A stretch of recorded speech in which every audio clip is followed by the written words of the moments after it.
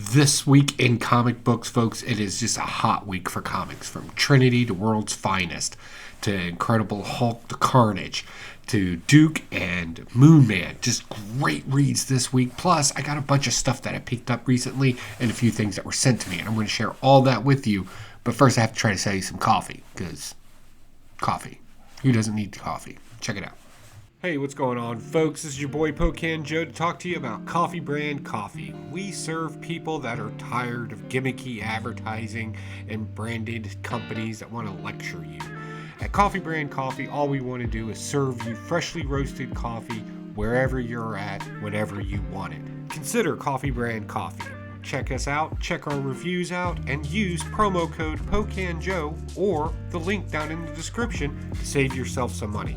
Give me the opportunity to get you a delicious cup of coffee. Alright, weirdos, don't forget to check the description out down below. I also got merch down there too for the Evil Lair, but that's not why you're here, really. Let's talk about this week's comic books, and let's kick this off with Trinity.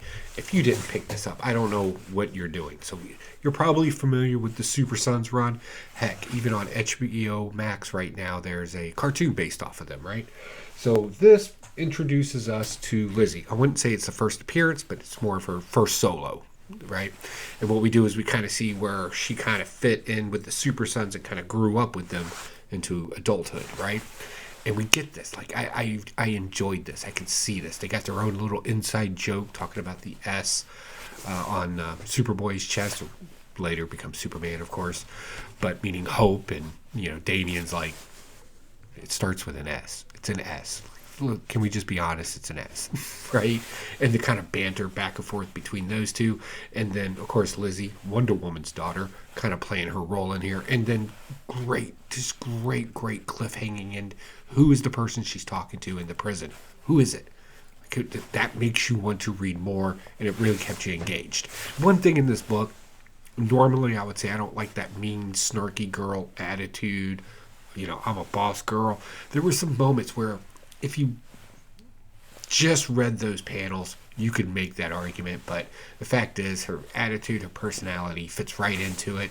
And she's really just being more sarcastic in it. And I thought that was great. Or at least that's how I perceived it when I read it. So, yeah, from little girl that can't tie her own shoes all the way up being the new Trinity group. Trinity's Trinity was the joke in it. Them three working together, you know, that kind of new Batman, Superman, Wonder Woman aspect, right? The Holy Trinity, kind of having a younger version of that now to kind of update a little bit. Sure, I could go with that, and it was pretty good. It was very well written, and I love the artwork in it. I love that type of artwork in it. We'll go ahead and move on to something a little bit more complicated to explain, but let's talk about World's Finest. It's first annual, so. Yeah, this was good. There was some good stuff in here. If you like Batmite and Mixiplex and that whole fifth dimensional, you know, characters that are kind of done in a chibi fashion, we get to see a whole Justice League of them, right? And wherever there's a Justice League, there's Doom. Gotta love some good Doom, right? So we see that in here, right? I want to say first appearances, but I could be wrong on that. Do not quote me on that. Don't go basing comic book prices off that either. But I think we got a new character coming in here as well, which is interesting. So in the fifth dimension, they're having an all-out war. Some of the heroes try to escape, mostly Mixiplex and Batmite, of course, try to escape. And, of course, they're going to escape to Earth, to their heroes. And it looks like these guys are going to follow along. And seeing how much damage Batmite and Mixiplex can do, if you're familiar with your Silver Age comics and some of your 80s stuff where they popped in every now and then, having a whole group of Doom fifth dimensional creatures with the same type of power sets coming into our world in their little cartoony fashion, creating that kind of drama and problems. Another great, they didn't have a problem poking fun at each other in here, like joking about Hawkman's origin story and how that's just a convoluted mess, you know, and Aquaman talks to fish, so what? You know, one of the things I often say is stupid fish whisperer, right? It was great the way they made fun of that. And then we also got a little bit more in-depth to the character of Bumblebee in here, too, in the second story. A character that's mostly associated with the Teen Titans. Smart, right? Think Riri Williams in DC Universe. Instead of Robot Girl, she's a Bumblebee. Okay, I'll go with it. But it was a great story about bringing justice in the corruption of a corporation and taking it down, right? Knowing that they're doing nefarious things like using electronics to listen in on you. Yeah. So that was a great story. And then Challengers of the Unknown, right? They're kind of relaunching that too. That's always one of those weird character-based stories, right? I want to say think Doom and Umbrella Academy kind of clashed together in this one, right? That's the kind of vibe that you're getting from it. This crazy weirdness of the outer worlds, and then how it affects these 4 or 5 people now. If you read, you know. If you don't, go read. Right? I can actually recommend all the books this week. I can. But I really liked how okay, these are the characters. This is what you may not know about them. If you do, because you're familiar with the comic book characters, you'll already know that part. But launching them off on this new adventure, I think is great. And then we got Metamorpho story in there too. And they're kind of going back to his original origin story, which is great. That made so much sense.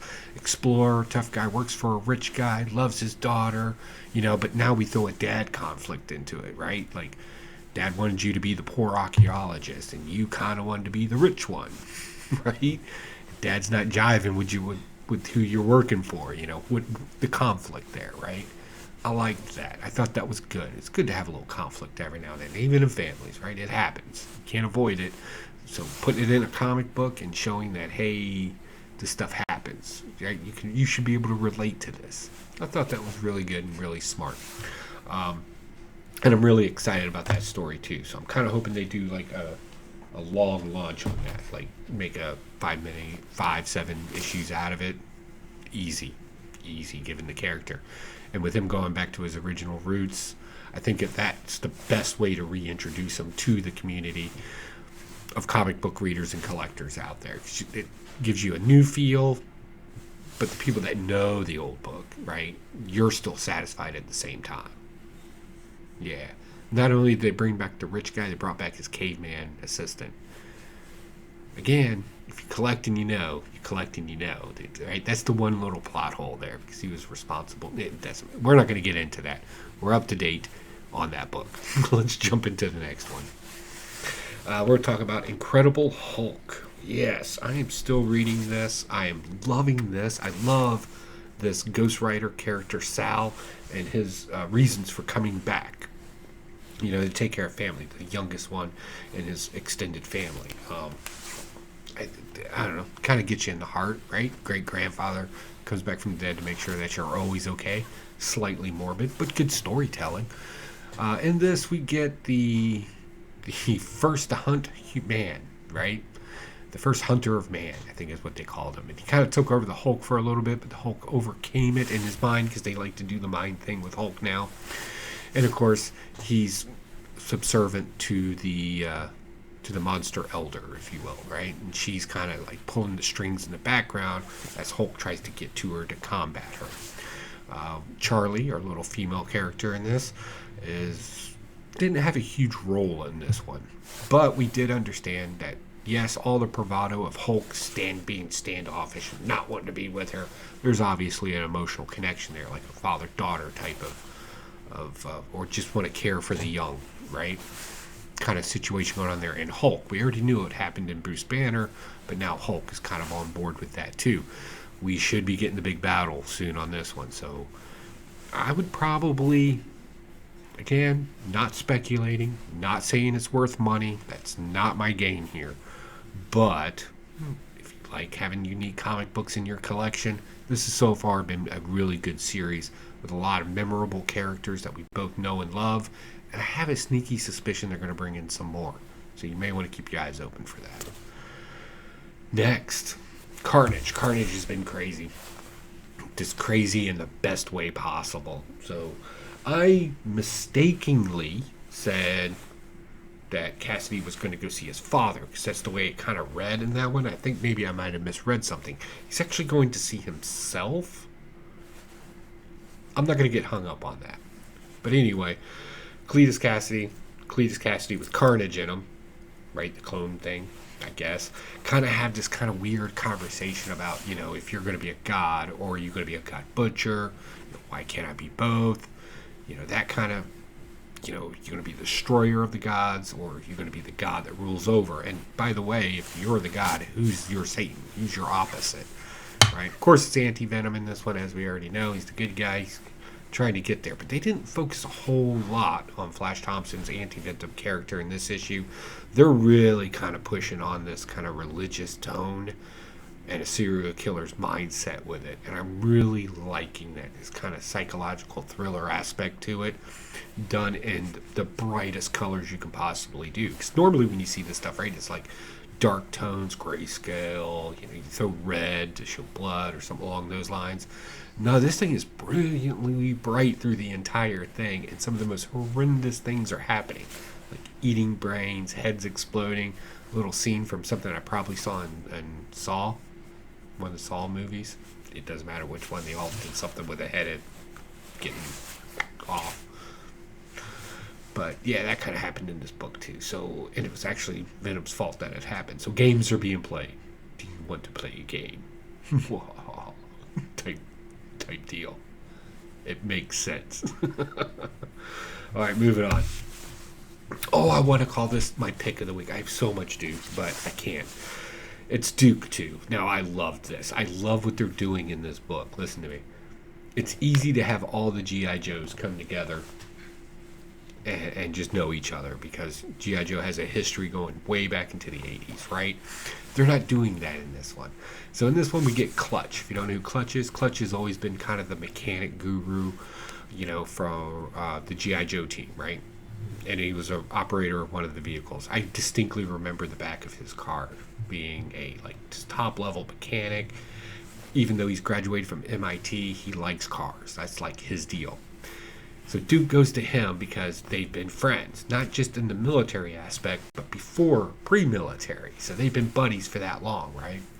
And then we got like Rock and Roll and Stalker who come in here, and it was just great. It's like, we've heard of you, we know who you are, but we've never worked as far as G.I. Joe went. So yeah, you can make the argument, yeah, they're changing up the...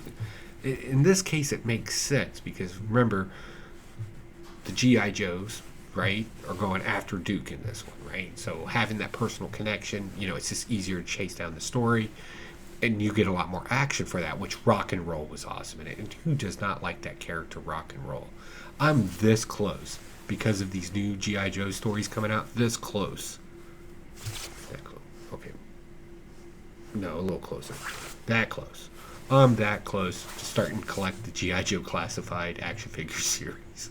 That's how much I'm on the G.I. Joe train. Right?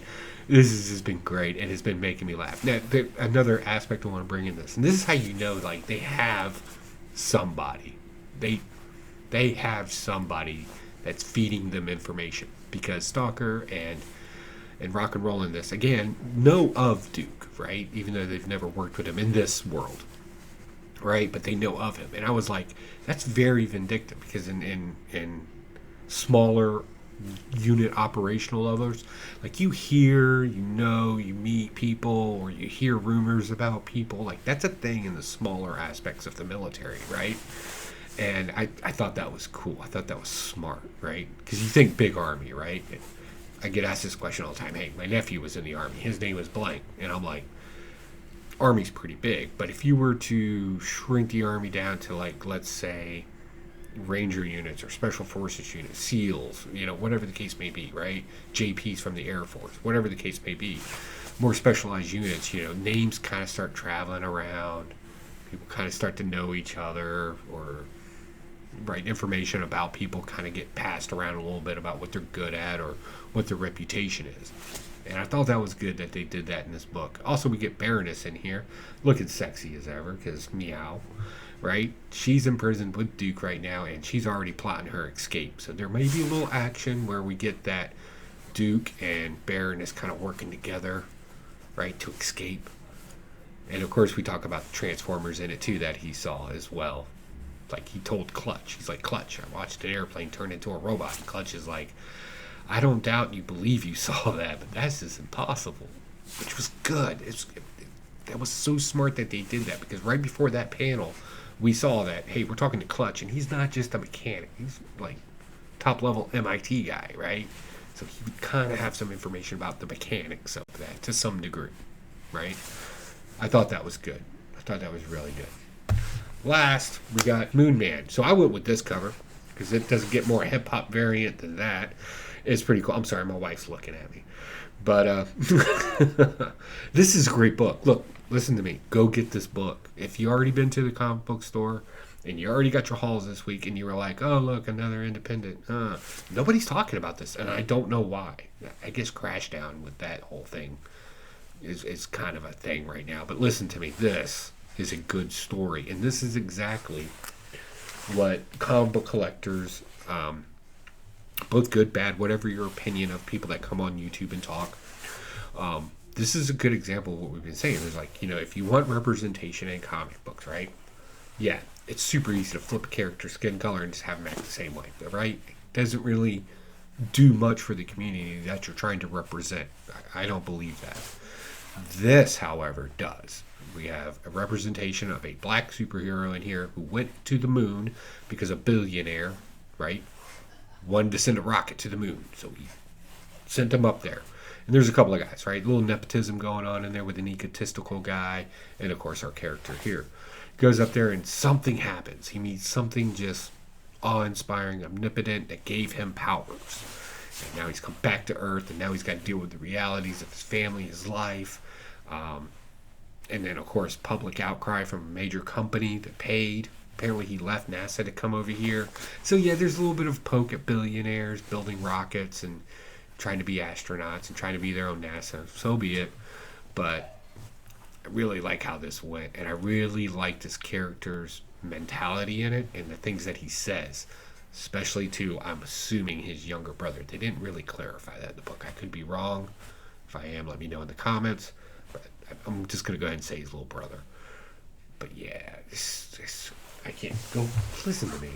Help a new creator out. The guy who wrote this apparently is a rapper and a producer. And he made a great comic book. This guy knows comic books. At least he wrote the script for it, I believe. I don't want to missay anything. All right, so yeah, I'm not going to try to pronounce your last name out of respect, right? But Scott and Kyle did a great job on this script right here. This is great reading. And the artwork in it's beautiful. Look at this page. I'm just going to, one little cheat, right? Oh, come on, get out of here with that. All right, so that's my haul and review for this week. Let's talk about some things that I picked up. So, comic book shop got a new collection in and gave me a heck of a deal on everything. So, for the 80s collection, I theme my collections out instead of just collecting runs. So, first we got Sectors. Remember that? I think I have this, but I'm not passing it up for the price I got it for, and it's a very clean copy.